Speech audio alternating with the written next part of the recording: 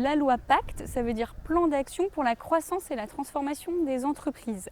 Donc c'est une loi qui a été portée par le ministère de l'économie et des finances, qui a la particularité d'avoir été co-construite via une plateforme de consultation en ligne et qui s'adresse au monde économique et aux entreprises. Alors la loi Pacte, elle embrasse un nombre de sujets extrêmement importants et elle a notamment une ambition qui est de repenser la place et le rôle des entreprises dans la société. Donc en gros, à quoi sert profondément une entreprise dans la société.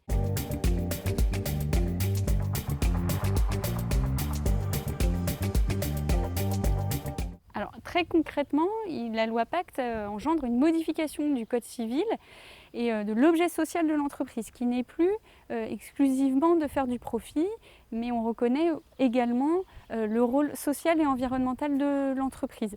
Donc ça, c'est très concret et ça s'applique dès maintenant à toutes les entreprises et quelle que soit leur taille.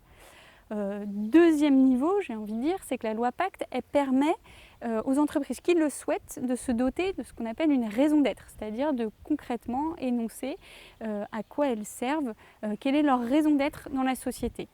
Et puis encore plus ambitieux, pour toujours les entreprises qui le souhaitent, il y a la possibilité d'inscrire et de devenir une entreprise à mission, où là non seulement on va définir une raison d'être, mais aussi une mission avec des objectifs qui pourraient devenir opposables.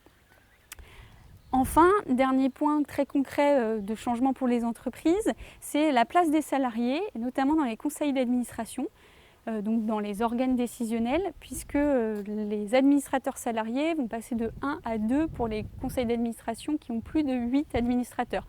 Donc on voit la trajectoire dessinée par cette loi Pacte dans les entreprises.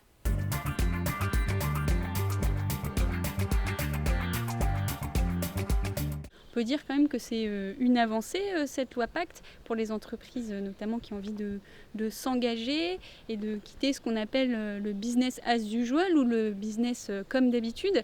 Et surtout, ça entérine la place de l'entreprise comme un acteur de la transformation sociale et environnementale de nos sociétés. Et donc ça me dit que l'entreprise peut être aussi une source de solution face à ces problèmes. Et je dirais que cette loi, elle vient aider et corroborer toutes les démarches des entreprises déjà engagées sur ce chemin-là depuis de nombreuses années. Et puis elle envoie un signal fort à celles qui ne se posent pas encore ces questions de sens, d'impact social, environnemental et de création de valeur au sens large. Et ça, c'est plutôt une bonne nouvelle.